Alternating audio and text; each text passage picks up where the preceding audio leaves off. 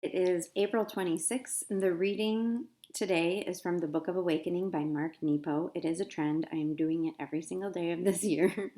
And the title of this is The Way is Hard but Clear. Though it is the hardest going, the way is clear. The naturalist and environmentalist Kevin Scribner tells us that salmon make their way upstream by bumping repeatedly into blocked pathways until they find where the current is strongest. Somehow they know that the unimpeded rush of water means that there is no obstacle there, and so they enter this opening fervently, for though it is the hardest going, the way is clear. The lesson here is as unnerving as it is helpful. In facing both inner and outer adversities, the passage of truth comes at us with a powerful momentum because it is clear and unimpeded. And so, where we sense the rush of truth is where we must give our all. As human beings, the blocked pathways of our journey can take on many forms, and whether it be in avoiding conflict with others, or in not taking the risk to love, or in not accepting the call of the Spirit that would have us participate more fully in our days. It is often easier to butt up continually against these blocked pathways than to enter fervently the one passage that is so powerfully clear. In this regard, salmon innately model a healthy persistence by showing us how to keep nosing for the unimpeded way, and once finding it, how to work even harder to make it through. Some say it is easier for salmon since the power of their drive to end where they begin is not compromised by the endless considerations that often keep us from the truth. Still, it is the heart's capacity to rise one more time after falling down, no matter how bruised, that verifies that such a drive lives in us too.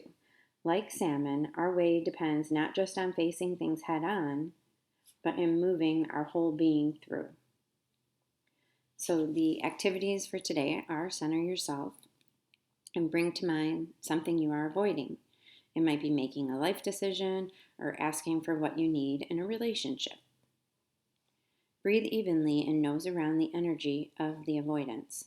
What are you butting up against?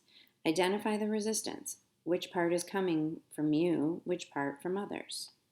Breathe steadily and look for the rush of truth in all this. Feel for the clear and forceful way coming at you. For today, simply feel the power of the way that is clear and keep it before you. And this is so very true and also very elusive. And I feel that this has been my life lately, is finding that path and listening to it. And it's not getting sucked into the doubt of the coulds, the shoulds, the woulds, the expectations of others. It's listening to that little voice, that little nudge, and going that way, and trusting that pathway that's open. That certainly is something that I should be taking that route, the path of least resistance. And I think I used to live my life that these blocked pathways were always there because that's just how my life was supposed to be. I didn't realize that there is another way and that I didn't have to do things that I thought people wanted me to do, that I could do things that felt good for my soul. And I think that when we do that, we shine a little brighter. We are we're we're facing things, we're walking through them, we're doing something, and it isn't hard work when it's something when that pathway is clear.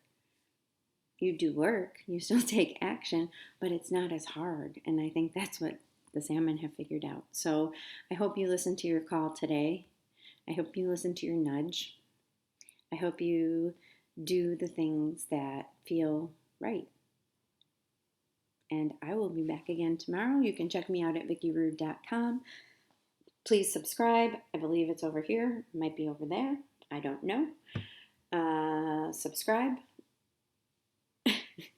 and share for anybody that you think might love this kind of stuff. The Book of Awakening is the book I'm reading out of by Mark Nepo. Amazing stuff. Blows my mind almost every day. Thanks. Namaste.